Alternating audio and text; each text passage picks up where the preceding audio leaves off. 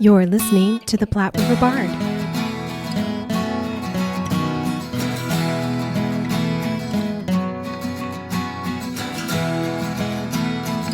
Hello, and welcome to the Platte River Bard. This is Chris Berger. And I'm Sherry Berger. And we are here today with Matthew Gutschick. He is the artistic director for the Rose Theater, and he's here to talk to us a little bit about the Spongebob Musical, which They are doing very soon coming up at the Rose. Thank you, Matthew, for talking with us today. Yes, thanks Thanks for letting us chat about it with you. Oh, this is great. So this is Broadway's award-winning hit that you guys are doing. Yes, SpongeBob. Yeah, it was put together by Tina Landau, who was actually one of my teachers. I did a program in Chicago called the School at Steppenwolf, and so she taught this method that was sort of like an integrated movement method called Viewpoints that she kind of not created but codified with Anne Bogart. So back in the day when I heard that she was working on this musical, I thought, oh, it's going to be so full of ideas. I can't wait to see it. So I got to see that out-of-town tryout for Broadway in Chicago, and it was just as much fun as I expected. Oh, wow. Cool. And you're not from Nebraska, right? You're from a suburb of Chicago. Chicago, okay. Palatine, yeah. Not that far east. Oh, great. And you went to the Yale School of Drama. Yeah, they technically call it now the David Geffen School of Drama at Yale, which is too much of a mouthful, so I feel like I'm leaving it the Yale School of Drama on my resume. Fair enough. That's good. Everybody knows what that is, and you've been with the Rose for, well, a little over 10 years, right? So yeah, it'll be 10 years in September. Oh, that's great. Almost 10. So why did you decide to do this musical then? What was the draw for you? Yeah, I mean, at first the draw was the combination of SpongeBob, which is, of course, a universe that a lot of kids are familiar with because of the Nickelodeon program. For sure. But then they put this together in a really interesting way. Instead of having a single book writer and composer and lyricist team, they went out and hired a bunch of different artists who make contemporary music to craft this score. So in the original production, you've got music from Steven Tyler and Joe Perry of Aerosmith, Sarah Bareilles, Edward Sharpe and the Magnetic Zeros, Lady A, John Legend. Oh my gosh. All over the map. And David Bowie, before he passed, contributed a song to the musical. Wow. And one of the things that's kind of fascinating about that is you hear all those names and you kind of go, oh, it's going to be like a jukebox musical. It's going to sort of feature all the sounds of those artists. And while that is kind of true, they did a really good job making it all feel like it's consistent and like it all is stylistically coherent. Oh, wow. But you can still listen to some things and go, oh, that sounds like a John Legend vocal riff, or that sounds like totally a Steven Tyler, Aerosmith, driving rock beat kind of thing. So it's really fun in that respect. Oh, nice. Who gets the Bowie song? I forget actually. I don't know. Yeah, I'd have to look that one up. I have not heard the music from this thing, and I'm fascinated. I'm like, which one did Bowie write? Yeah. And I like David Bowie. I also like Cyndi Lauper. Oh no, I love Cyndi Lauper. I'm just fascinated by. I did not realize that that the songs were composed like this. I heard it was a big time smash musical. Everybody loved it. It was a great job, but I hadn't heard any details about it. Yeah, it's got good variety to the music, and I would say to my ear, it's got a ton of songs with good hooks and sort of like hummability to it. Even if folks that might be listening to us don't know a song from this musical, like they might know some of the big songs from like Dear Evan Hansen or whatever. Right. If people choose to come see it or check it out on Spotify or whatever from the Broadway recording, it really gets in your head. It's great music. So it's original songs by Yolanda Adams, Steven Tyler and Joe Perry of Aerosmith, Sarah Bareilles, Sin Colton, Axe Ebert of Edward Sharpe and Magnetic Zeros. Those, I've never heard of them. The Flaming Lips, Lady A, Cyndi Lauper, John Legend, Panic at the Disco, Plain White Tees, They Might Be Giants, T.I., and songs by David Bowie, Tom Kenny, and wow, it's just packed. Andy Paley. Wow. It's gonna be a lot of fun, huh? So yeah, and that might be a good way for parents or grandparents to introduce kids to some of these artists if they love them, Right. It's like my dad, we used to do breakfast with the Beatles on the weekends. So he'd kind of make pancakes. We'd have to clean the house, but we would, rock out to the Beatles the entire time. Excellent. That was kind of his way of getting us interested in them. How fun. And you've got just a kind of a big cast. You've got 9 people, lots of young people from around the area. I've recognized a few of them. Mm-hmm. So how does this also has a story element to it? So how does that kind of integrate with the music? What is the story geared towards? So our hero, Spongebob, really wants to be the manager of the Krusty Krab. And so when Spongebob, doesn't get that opportunity because Krabs says Spongebob isn't really up for it, Spongebob is, wounded by that, of course. Simultaneously, we're finding out that Mount Humongous is about to erupt. And the mayor seems not up to the task. We're not really sure what Plankton and Karen's role are in the eruption, the imminent eruption of the volcano.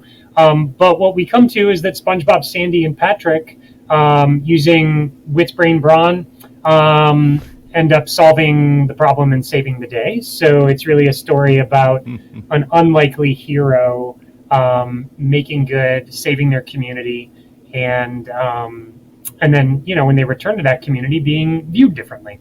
So SpongeBob gets to be the manager of the Krusty Krab at the same salary that he was making before, which of course is just fine for SpongeBob. Of course. Now, one of the things I'm thinking of, because I haven't actually seen this, so is everybody's in costume? They have to be, right? Everybody is in some kind of crazy costume, which has got to be great. For Squidward, we've done some cool stuff with kind of almost puppeteered legs or extensions of the actor's body, and then the folks that are doubling into some of the ensemble singing have a ton of costume changes because there's so many musical numbers in this that need a little bit of choreography support to them. Sure. Squidward spends this entire time wanting his moment in the spotlight, and when he eventually gets that, it's kind of the big show-stopping tap number. It's really fun. Excellent. So. Oh, excellent. See, tons of costumes on everybody, and colorful costumes too. Oh well, yeah. From what I recall, it's just So Zach Kloppenborg, who designed the costumes for this and the hair and makeup, responded to the director, sort of inviting the team to think about the concept of tiki disco, so like a tiki bar disco, and that's kind of. I think the costumes will embody that pretty perfectly for anybody who's seen images online. That's awesome. How fun. Well, shows are always so much fun when the whole family can go and really enjoy it. And one thing that we noticed at the Rose is that you all have a way of really engaging kids. For sure. There were times that I was just shocked that the kids were just quiet and they were watching and they were completely engrossed in what was happening on stage. But when the songs happened, they all knew the songs and they all sung the songs and they got up and danced. And then when the songs were over, they got back and they paid attention. Yeah. I was like, wow. How did this happen? Incredible. Yeah.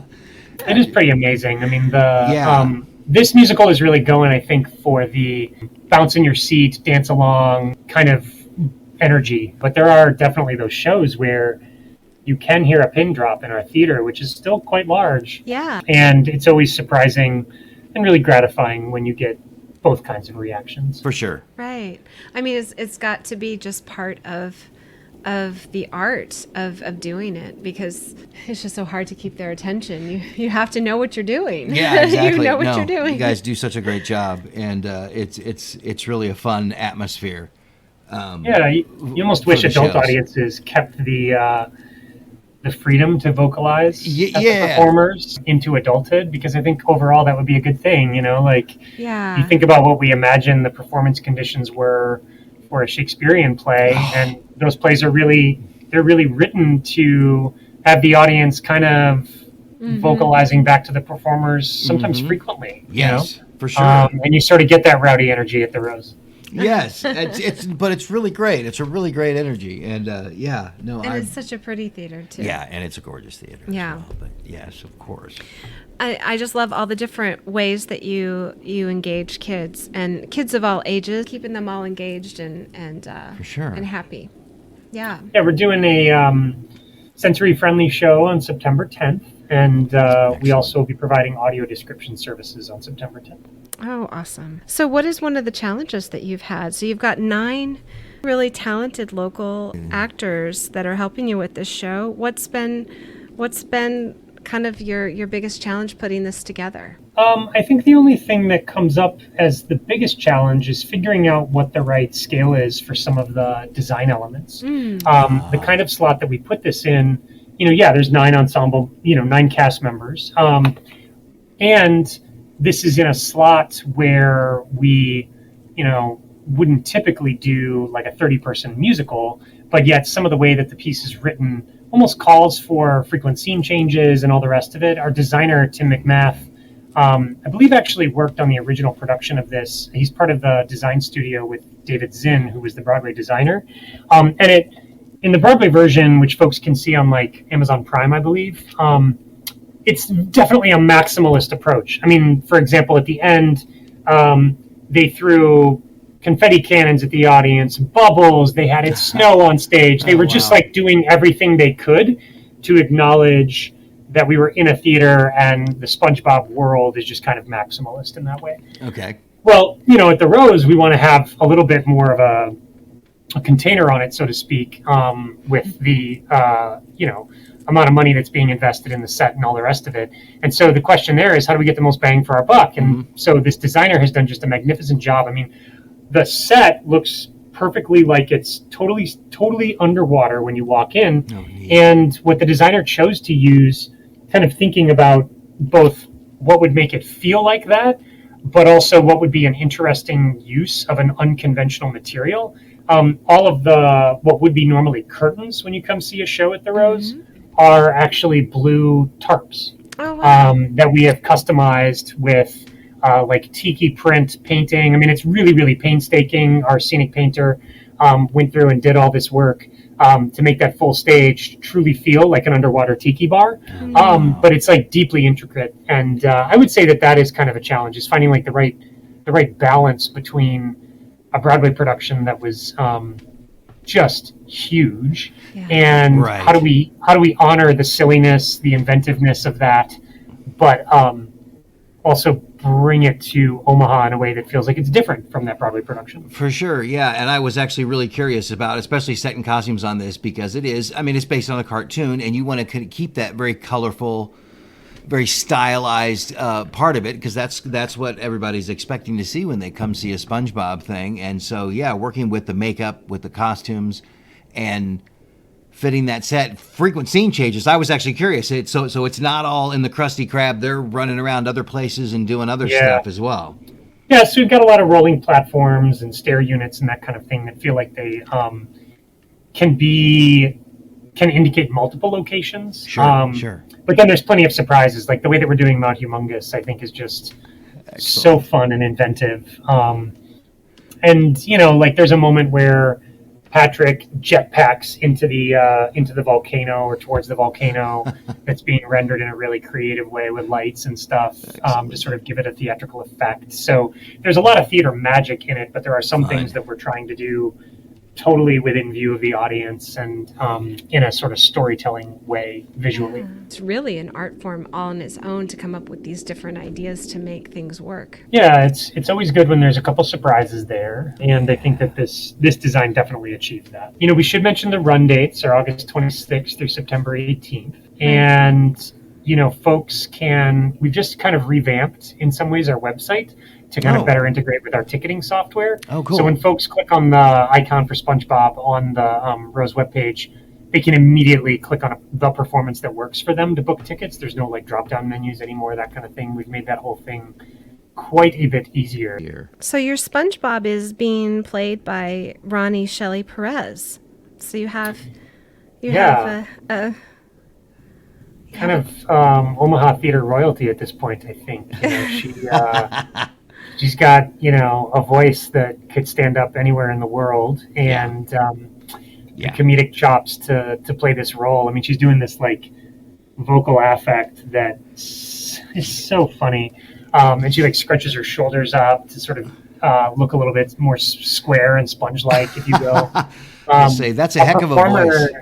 Oh yeah, a performer who's new to us, but certainly not to millions of online followers, is the individual playing Plankton named Jaden Hollinger is known online as Jay Nedaj, and Jay Nedaj is kind of a comedy video phenomenon. I knew about Jay's work before Jay auditioned for the show, and when we were doing a callback, we were like, Jay, why does your office have so many wigs in it? And Jay kind of goes, well, my day job is as a social media influencer.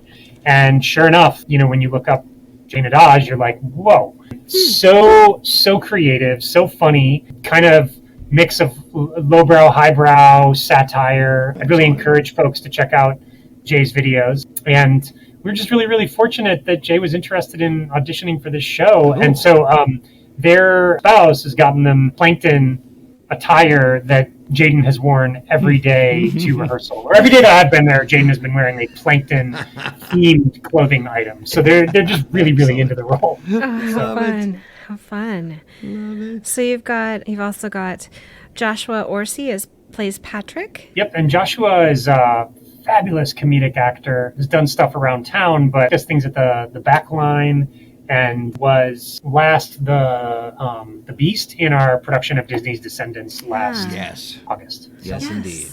And Jafar in that production. Yes.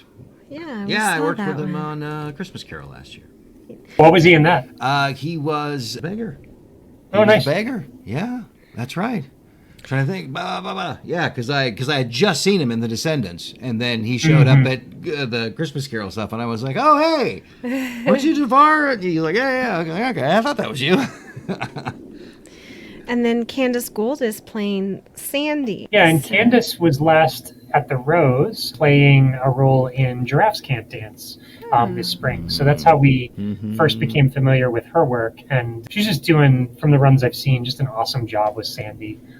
Sandy's a character in this musical that, because of her brains, is not necessarily fully appreciated by the rest of the community until she really, it's her invention that more or less saves the day. And so that's kind of an interesting subplot inside the whole story is Sandy going to stay part of the community of Bikini Bottom or not? Because they're not always very nice to her. Oh. And then Trey Mendlik plays Squidward. Yeah, and Trey is doing the Squidward voice so perfectly, that high class, trying to be almost like an East Coast waspish kind of thing. It's just very, very funny. And to have that character just want to have a moment of spectacular cabaret-esque stardom is deeply, deeply funny when it finally occurs. So I love it that they're doing the voices. Everybody's got a voice going, but singing with your voice, with your funny little voice that you're doing, right, I think is a special skill onto itself, and I don't think just anybody can pull that off. And it's impressive that everybody's doing that. I think that's hard. Yeah, just not sing as yourself, sing in the voice. Well, because a lot of things that we would do to constrict our voice, if you were to try to talk like Kermie or something, you're actually constricting your voice a little bit. And so then when you try to talk like Kermie, but sing like Kermie, it's going to hurt because you're going to be like constricting your vocal folds and simultaneously trying to get more air to pass through them. I don't know how they do it. They're magicians. I know. Like I say, I think it's a separate skill being able to sing in a voice. I think it's amazing because not everybody can do it. Yeah. And then Anna Jordan is playing Karen. Yep. And Anna, is just a total chameleon. I mean, from dramatic work at like the Blue Barn, years of doing Nebraska Shakes and all of that. Also a very, very frequent star on the Rose stage, doing work like she was Curious George when we did that production a couple years ago. Okay, She's like perfect at it. So yeah, she's a total like rando-esque chameleon. You just like never know what you're going to get next from her. That's fantastic. And Angel Hernandez as the mayor. Yeah, so Angel, fun story about Angel. Angel was our lighting and sound apprentice last season and has a long history as a performer back to high school and that kind of thing. And, we had no idea that he was interested in being in the show, came to auditions and was like kind of pretty clearly the right one for the role. So really, really fun to see somebody with a skill set that spans technical theater and performance get to show off that performing side in this instance. Yeah, just maybe they were just a little bit not sure if they wanted to be on stage until they got comfortable there, huh? That's one way to do it. Get involved in the technical piece. And Karl Hauser plays Krabs. Mr. Krabs! Yeah, so Karl is someone who, honestly, comedic genius. I think also a big improviser. And he's done a ton of shows at the Rose. Was also in Giraffes Can't Dance this past spring. Excellent. I think the first time we worked with him might have been maybe Judy Moody. Maybe it was something earlier. But, every time he shows up on stage, you're going to get, like, the best comedic timing as a technical matter. And then, like, a generous collaborator in the room. Somebody who shows up, leads with kindness, really wants to make everybody feel like they're part of a party in rehearsal. And so, he's just a delight to have in the room and really engaging, obviously, as a performer on stage. And because of that improv background, one of the people you'd most want to be on stage with if something goes wrong. Yes. If you went up on a line, I'm pretty sure Karl is the person who would find some more artful way of feeding you your line than being like, don't you mean to say? Yeah, exactly. He would find some way to integrate it into a a game or something. Yeah. Oh, that's great. And then Hannah Rembert, it plays Mrs. Puff and Perch Perkins. Yeah, and Hannah's new to us, but has, I think, a history of performing around town. I think she graduated from UNO. Just a magnificent voice, obviously trained for classical performance, that kind of thing, but very comfortable inside the pop rock stylings of this particular musical as well. Okay. And so, I think she's holding down the soprano line through a lot of the harmonies that this music might call for at times. So what a great cast! You've just got 9 really talented people on stage, and I know you've got lots of talented people behind the scenes as well. But it sounds like you've just got a really good cast that's going to engage the audience and at any age. So. Yes. Yeah. Can't wait. Folks that might know this piece, we are doing a TYA, Theater for Young Audiences, distillation of it.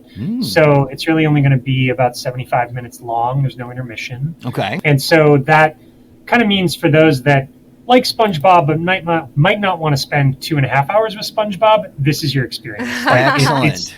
You're in and you're out. You have a couple of like deep belly laughs and a ton of fun. And you remind yourself that the world is a good place, and then you are spit back out onto 20th and Farnham with the rest of your day in front of you. So it's a wonderfully timed out production. Excellent. That sounds perfect. Yeah. Well, great family show. Yes, exactly. And now this all starts August 26th and runs through September 18th, of course, at the Rose.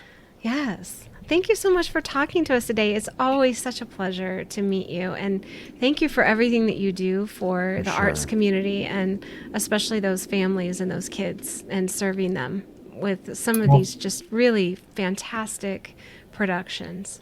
Thanks for shining a little light on them. Oh, absolutely. happy to. Yes. And happy upcoming almost 10th anniversary there Yes. for you at the Thank you. Rose. Yes, almost there. Thank you very, very much, Matthew Gutschick.